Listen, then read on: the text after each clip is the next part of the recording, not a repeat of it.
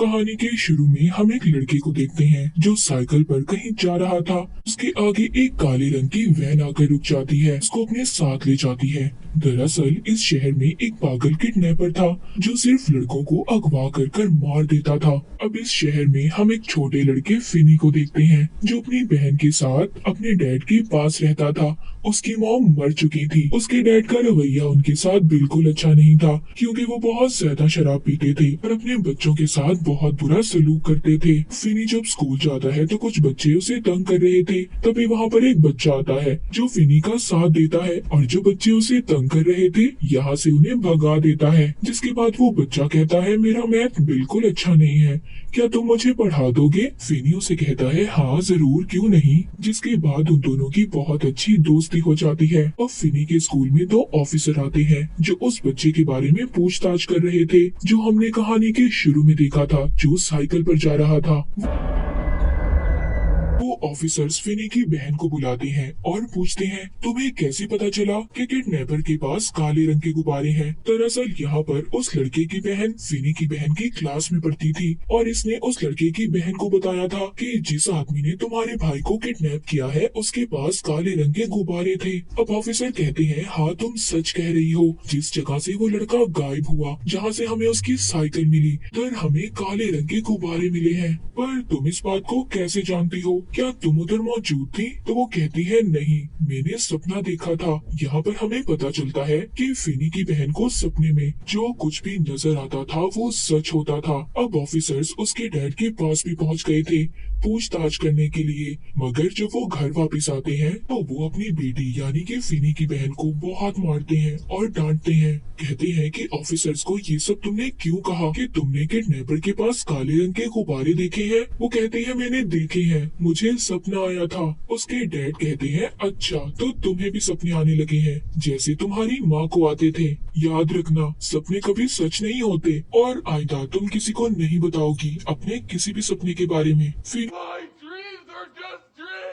और उसकी बहन अपने डैड के ऐसे रवैये से बहुत ज्यादा परेशान थे क्योंकि वो हर वक्त अपने बच्चों के साथ बुरा सलूक करते थे। जिसके बाद हम फिनी के नए दोस्त को देखते हैं जिसने स्कूल में उसे बच्चों से बचाया था। उसके सामने भी वही काले रंग की वैन थी जिसके अंदर से किडनैपर आकर उस लड़के को भी उठाकर ले जाता है। उसको भी इस किडनैपर ने अगवा कर लिया था। स्कूल में अब फिनी को बचाने वाला कोई नहीं था, इसीलिए अब दोबारा से बच्चे उसको तंग करना शुरू कर देते हैं। तभी बच्चे जब उसको परेशान कर रहे थे, मार रहे थे, उधर फिनी की बहन आ जाती है, उसको उन बच्चों से बचाती है। अब इन सब के बाद फिनी की बहन उससे कहती है तुम घर जाओ, मैं अपनी दोस्त के घर जा रही हूँ और आज रात वहीं पर रुकूंगी। फिनी अब जब अकेला घर जा रहा था तभी ये देखता है उसके सामने काले रंग की वही वैन थी जिसमें किडनैपर आकर बच्चों को अगवा करता था। अब वो आदमी अपनी वैन के नीचे से कुछ सामान उठा रहा था और फिनी से मदद मांगता है। अब जब वो उसकी मदद करने लगता है तभी वो बहुत सारे काले रंग के गुब्बारे वैन से बाहर निकालता है और फिनी को वैन में डाल कर ले जाता है। ये बेहोश हो गया था। जब इसको होश आता है तो ये एक काले अंधेरे कमरे में था जो पूरी तरह से साउंड प्रूफ था, मतलब यहाँ से किसी भी किस्म की कोई आवाज बाहर नहीं जा सकती थी। तो यहाँ पर इसके चीखने चिल्लाने का भी कोई फायदा नहीं था। तभी फिनी के पास वही किडनैपर आता है जो इसको यहाँ पर लाया था और उसने खौफनाक किस्म का मास्क पहना हुआ था। इसका नाम ग्रैबर था। वो कहता है तुम्हें डरने की जरूरत नहीं है, मैं तुम्हें कुछ नहीं कहूँगा, और ये कहकर वो यहाँ से चला जाता है। जब ये चला जाता है तो उसके जाने के बाद ये देखता है उधर एक ब्लैक फोन, खिड़की और एक टॉयलेट था और इसके अलावा यहाँ पर कुछ भी नहीं था जिधर ग्रैबर ने फिनी को कैद किया हुआ था। मगर वो ब्लैक फोन डेड था, यानी कि वो चलता ही नहीं था, उसकी तार टूटी हुई थी। दरअसल ये एक बेसमेंट थी और फिनी यहाँ पर परेशान था कि वो यहाँ से कैसे जाएगा। तभी अचानक से फोन की घंटी बजती है। ये डर गया था, ये हैरान हो जाता है कि फोन की तो तार ही नहीं है तो फिर इस पर कोई फोन कैसे कर सकता है। जब फिनी फोन उठाने लगता है तो अब उसकी घंटी बंद हो जाती है। तभी उधर ग्रैबर भी आ गया था। कहता है पहले भी फोन की घंटी बजती थी, मैं नहीं जानता कि ऐसा क्यों है। ये कहकर वो यहाँ से चला जाता है। उसके जाने के बाद दोबारा से फोन बजता है। इस बार उस फोन पर फिनी से कोई बात कर रहा था। ये वो ही लड़का था जिसको हमने कहानी के शुरू में देखा था जो साइकिल पर जा रहा था। मगर ये उसकी आत्मा थी जो उससे बात कर रही थी। वो उससे कहता है, उधर एक जमीन पर टाइल है, तुम उसको निकाल कर वो जगह खोदो, तुम आराम से उस जगह से एक सुरंग बनाकर जा सकते हो। अब फिनी उसकी बात मान लेता है, उधर से खोदना शुरू करता है। वो बहुत सारी मिट्टी निकालता है और उसको कमोड में डालकर पानी डाल देता है ताकि इस बारे में ग्रैबर को कुछ पता न चले। उसी रात फिनी की बहन को भी सपना आता है जिसमें वो ग्रैबर और अपने भाई को देखती है। दूसरी की तरफ अब ग्रैबर फिनी के लिए खाना लेकर आया था, मगर वो दरवाजा खुला छोड़ जाता है। तभी फिनी उधर से जाने वाला था, मगर दोबारा फोन की आवाज उसे जाने से रोक लेती है। फिनी जब फोन उठाता है तो अब दूसरा लड़का बोलता है, ये भी इसके स्कूल में ही पढ़ता था, मगर अब वो फिनी के बारे में कुछ नहीं जानते थे। ऐसा ही पहले लड़के ने भी कहा था, जिसने कहा था कि तुम्हें सुरंग बनानी चाहिए। अब तभी यहाँ पर हम बच्चों की आत्माओं को देखते हैं। ये सब वही बच्चे थे जिनको ग्रैबर ने किडनैप कर मार दिया था और ये सब मिलकर फिनी की मदद करना चाहते थे। इसीलिए इन बच्चों की आत्माएं फोन के जरिए इससे बात कर रही थी। यहाँ पर अब जिस बच्चे का फोन था कि आत्मा इससे कहती है, तुम ऊपर मत जाना। ग्रैबर जानबूझकर दरवाजा खोल कर गया है ताकि तुम ऊपर जाओ और ये तुम्हें मार दे। मैंने यहाँ पर एक रस्सी को छुपाया था, तुम उसकी मदद से खिड़की तक पहुँचकर अपने लिए मदद बुला सकते हो। अब फिनी को वो रस्सी मिल जाती है, पर वो खिड़की तक नहीं पहुँच पाता। उधर दूसरी तरफ फिनी की बहन अपने डैड को अपने सपने के बारे में बताती है। कहती है, मैंने उस किडनैपर को देखा है, उसने खौफनाक सा मास्क पहना हुआ था। मैं उस जगह को भी जानती हूँ जिधर उसने फिनी को रखा है। अब उसके डैड को भी अपने बेटे की फिक्र थी, इसीलिए वो भी अपनी बेटी के साथ फिनी को ढूंढने के लिए मान जाते हैं। वहीं पर हम दो ऑफिसर्स को देखते हैं जो बच्चों के अगवा के केस में पूछताछ कर रहे थे। वो एक आदमी के घर आते हैं।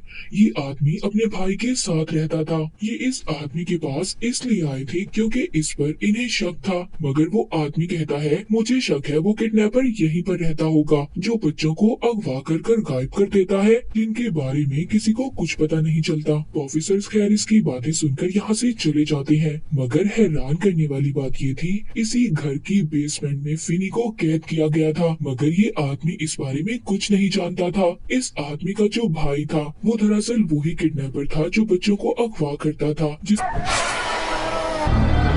नाम ग्रैबर था।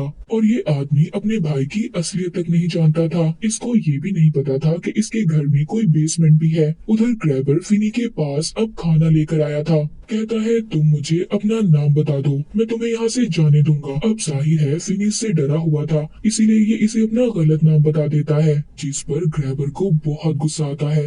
वो खाना फेंक देता है और इसके सामने एक अखबार फेंकता है जिसमें इसके अगवा होने की खबर थी और फिनी का नाम भी लिखा हुआ था। अब इसको बहुत ज्यादा गुस्सा आ जाता है, तो गुस्से में ये यहाँ से चला जाता है। तभी फिनी को एक बच्चे की आत्मा नजर आती है और फोन भी दोबारा से बजता है। जब ये फोन उठाता है तो उस बच्चे की आत्मा इससे फोन के जरिए बात करती है। कहती है, ग्रैबर ने तुम्हें अभी तक इसलिए नहीं मारा क्योंकि तुमने उसके साथ कोई गेम नहीं खेली। अब यहाँ से भागने का तुम्हारे पास सही वक्त है। इस वक्त वो सो रहा होगा।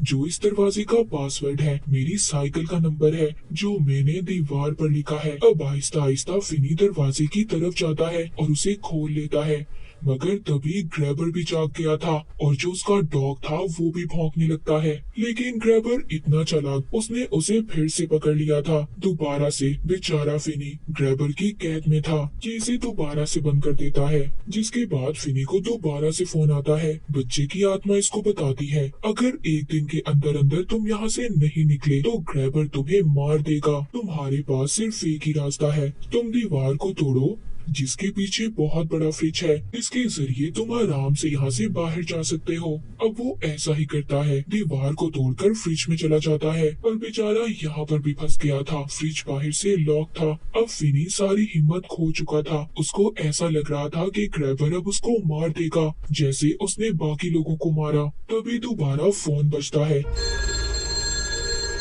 अब इस बार फोन पर उस बच्चे की आत्मा उससे बात कर रही थी जो स्कूल में फिनी को दूसरे बच्चों से बचाया करता था। वो कहता है, जो इसका फोन का रिसीवर है तुम इसके अंदर मिट्टी भर दो और फिर तुम इसको एक हथियार के तौर पर इस्तेमाल कर सकते हो। उधर फिनी की बहन साइकिल पर बारिश में ग्रैबर के घर को ढूंढ रही थी क्योंकि उसने अपने सपने में उसका घर देख लिया था। तभी उन्हीं 5 बच्चों की रूहें आत्माएं सामने आ जाती हैं जिन्हें ग्रैबर ने मार दिया था। ये उन्हें देखकर डर जाती है और साइकिल से नीचे गिर गई थी। तभी वो अपने सामने वही घर देखती है जो इसने सपने में देखा था। अब ये घर जाकर ऑफिसर्स को कॉल करती है और उन्हें उस घर के बारे में बताती है जो इस केस की छानबीन कर रहे थे। जिसके बाद हम उसी आदमी को देखते हैं जो ग्रैबर का भाई था। अब उसको अपने भाई पर शक हो गया था। वो जब नीचे उतरता है तो नीचे उसको एक बेसमेंट मिलती है। उधर ये फिनी को देखकर बहुत ज्यादा हैरान हो गया था, मगर इससे पहले कि उसे बचाता ग्रैबर आकर उसे मार देता है। अब ग्रैबर फिनी को भी मारना चाहता था। वो दरवाजे पर अपना डॉग बांध देता है और फिर फिनी को मारने की कोशिश करता है। फिनी बेचारा अपनी जान बचाकर इधर उधर भाग रहा था। अब जब ये फिनी के करीब आता है तभी ये एक गड्ढे में गिर जाता है जो फिनी ने बनाया था इसे फंसाने के लिए। अब वो उसी ब्लैक फोन की तार से ग्रैबर का गला घोटकर उसे मार देता है, मगर अभी भी ये बाहर नहीं जा सकता था क्योंकि दरवाजे पर ग्रैबर का डॉग था। उधर ही बाहर इसकी बहन ऑफिसर्स को लेकर आती है। अब जब ऑफिसर्स को फिनी की बहन ने जिस घर के बारे में बताया था वो जब जाकर देखते हैं तो उधर बहुत सारे बच्चों की लाशें मिलती हैं जिन सबको ग्रैबर ने मारा था। उधर फिनी एक गोश्त का टुकड़ा लेकर डॉग के सामने फेंकता है जिससे वो रास्ता छोड़ देता है और क्योंकि उस दरवाजे का पासवर्ड उसको पता था वो खोलकर बाहर आ गया था जिधर वो पुलिस की बहुत सारी गाड़ियां देखता है। यहाँ पर हमें पता चलता है कि ग्रैबर के 2 घर थे, एक में ये बच्चों को मारकर उनकी लाशें रखता था और दूसरे में कैद करके। ये दोनों घर आमने सामने थे, इसीलिए तो ऑफिसर्स को फिनी मिला नहीं था। अब क्योंकि सच्चाई सबके सामने आ चुकी थी, फिनी के डैड भी अपने बच्चों से माफी मांगते हैं कि अब वो कुछ गलत नहीं करेंगे। इसके बाद जब फिनी स्कूल जाता है सब इसको देख रहे थे क्योंकि ये ग्रैबर को मारकर उसकी कैद से आजाद होकर आया था। अब ये पूरी तरह बदल चुका था। ये पुराना डरा हुआ फिनी नहीं था। इस मूवी के आखिर में हमें ये मैसेज मिलता है कि हमें देखकर और सोच समझकर किसी की भी मदद करनी चाहिए, वरना ये हमारी बहुत बड़ी गलती भी साबित हो सकती है, जैसे बेचारे फिनी और दूसरे बच्चों ने की। और इसी के साथ ये मूवी यहीं पर खत्म हो जाती है।